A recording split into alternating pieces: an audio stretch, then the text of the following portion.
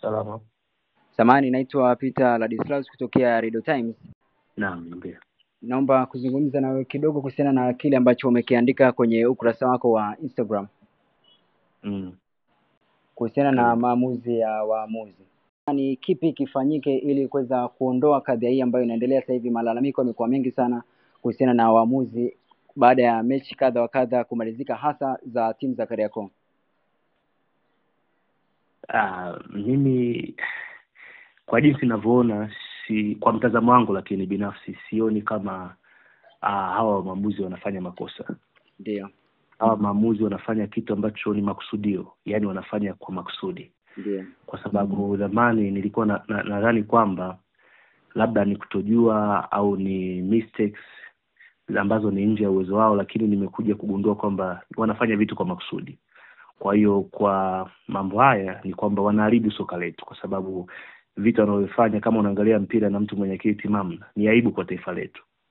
Kwa hiyo kwa maana wana lengo baya la kudidimiza soka la Tanzania, basi ni kufuta wote tukaanza upya. Yani hakuna refa yote hata mmoja kwenye ligi yetu mwenye msaada. Wafute wote, tuanze upya. Tunaweza tukaazima tu marefa wa nchi jirani kwa muda wa mpito, wakati tukitengeneza Tanzania wengine wenye uchungu wa soka la Tanzania, basi tukaanza upya. Tofauti na hapo, hawa waliopo sasa hivi ni aibu kwa kweli. Tunaweza tukadirika kusema kwamba baadhi ya timu hasa za Kariakoo zinanufaika na haya maamuzi ambayo yanatokea kutoka kwa waamuzi hawa, kwa kile ambacho kinaonekana kwamba kuna msukumo ambao unazifanya timu nyingine kuonekana dhaifu, ili hali sio dhaifu, bali ni maamuzi ya waamuzi yanaamua kile ambacho tunakishuhudia kwa sasa. Unajua, haijalishi haya makosa wanafanya kwa timu gani, kwa sababu unaweza ukazionea kwa timu za Kariakoo kwa sababu ni timu kubwa na imekuwa ikionekana kwamba ndio timu zinazonufaika. Lakini ukweli ni kwamba hao watu wanazinyonga sana timu ndogo. Kwa sababu mimi wanaangalia sana mpira, mechi yote mimi lazima niangalie. Ukiangalia hizi, yani makosa yanayofanyika kwenye mechi hizi ndogo, utakasirika sana.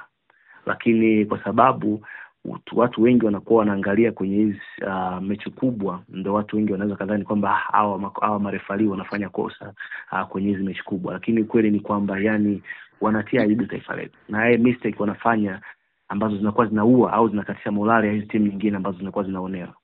Mbona sitaki kuongelea mechi mbili za Yanga na Simba, lakini angalia mechi zote ambazo wamekuwa kichezesha kuanzia msimu wameanza. Yani wamekuwa ni aibu tupu.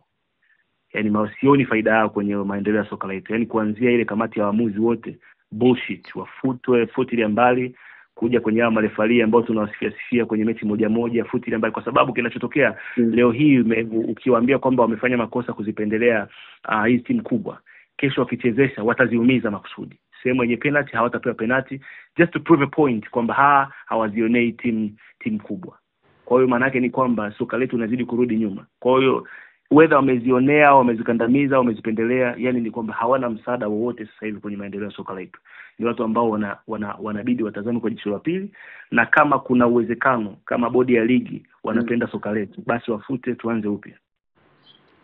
Unadhani nguvu ambayo wapo nayo ni umedai kwamba kuna nguvu au mamlaka ambayo inazidiwa na timu hizi? TFF na shirikisho la mpira wa miguu lifanye nini ili kuhakikisha kwamba soka letu linaendelea kuwa na sifa nzuri, hasa ukizingatia siku kadhaa tu zilizopita limetajwa kwamba ni soka linalovutia na limeshika nafasi ya 4? Kipi wafanye ili kuhakikisha kwamba soka letu linaendelea kupanda zaidi na maamuzi kama haya yanakoma kabisa?